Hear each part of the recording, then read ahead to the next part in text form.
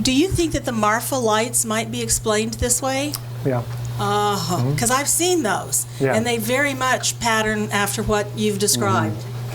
Yeah, Marfa Lights, Brown Mountain Lights. There's various, ghost lights. Really cool thing if you ever want to look it up.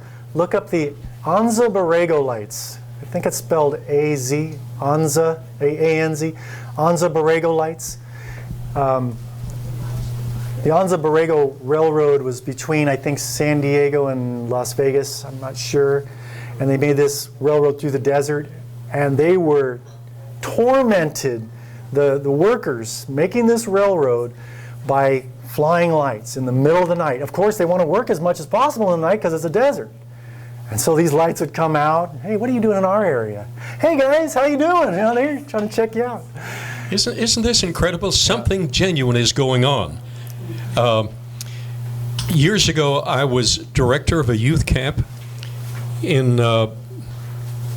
Missouri, and not far away, it was Neosho, Missouri. Jonathan Stewart, are you familiar with Neosho, Missouri? Is it in the southwest corner? Southwest corner, not too far. far. On Route 66, there's the Devil Lights up in the northeast corner. Oh, okay, yeah. Oh, yes. We've seen those. Yeah, you have personally seen They those. don't know what we're looking at theoretically, but they don't know. Wow. That's right. In fact, it was known from the youth camp. The director of the camp, I was simply the coordinator for the activities during youth camp season. The director verified scores and scores of times he saw these lights in the hills. Yeah, these lights in the hills, and they would flit here and there. This afternoon, Robert Summers plans to be in attendance, and he will verify this. We were together, and Robert Carroll, the local pastor, you want to get a local who knows how to get you out of trouble. Because there are spiders whose bite can kill you in 9 minutes. I'm serious. When I called you intrepid and a champion, that was not an overuse. Let's give a hand to this man. He keeps going back again and again. My wife said 3 times, that's enough. So what does your wife say? She stay in the U.S. now? Yeah, well, there is just no need to return to Papua New Guinea, thank God. Though I do have some wonderful friendships I have made there, and I would like to return there one day. Yes. But we can do everything here. True.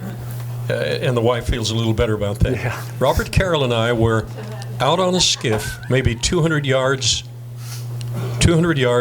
from shore. Bob Summers and missionary Jim Bloom were in another location. They made a sighting.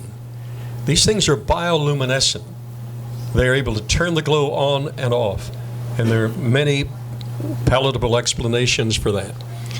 So this one glowed in the chest area, sometime the entire lower wing section. Sometime, as you indicate, there is a discharge out the back like a comet. But what I personally saw, about maybe 200 yards, no more than 200 yards off the shoreline, there was a series of caves that the Nationals had never gone in. And there was this light flitting in and out, back and forth, up, down for like 15 minutes. And the next morning, we went to that area. We were the very first individuals to ever go into those caves, just shallow caves. The Nationals, these creatures are called Ndawas, Ropin, and they're grave robbers. So the Nationals don't want them to go prematurely after them. So they were terrified, but they went with us. And we saw maybe turkey-size evidence. There was placement of 2 webbed prints. About 11 inches behind the web prints, there was a depression in the sand of a rump. Curling out from that was the depression of a tail with a flange, an arrowhead flange type on it. Ahead of it, maybe 18 inches, were claw marks. And the only thing in biological nature other than fish that could equate with that are the ramphorhynchid pterodactyls. That was in Manus, wasn't it? Manus Islands. Yes, that was off. Yes. Rumbuto. Yeah. You speak national. Rumbuto is this small island in the Manus chain that, and by the way, look up Manus New Year's lights.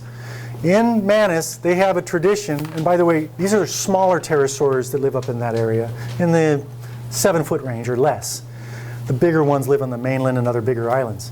And when the lights come from Manus, when they can see them in the distance, if there's many of them at New Year's, it's going to be a good year. If they don't see very many, it might not be that good of a year.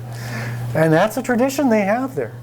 And he was right there to see that. So they can keep time and count and everything else. Well, the swallows of Capistrano, return same time. So we're talking about sensitive individuals. Okay, 2 other questions, and then we'll dismiss because it's almost 1:15. But aren't you glad he came? Yes. And you have a question? All right, come join the crowd over here because I'm going to ask the last question of our aeronautics engineer, Clay. Okay, you're on next because you run around with him.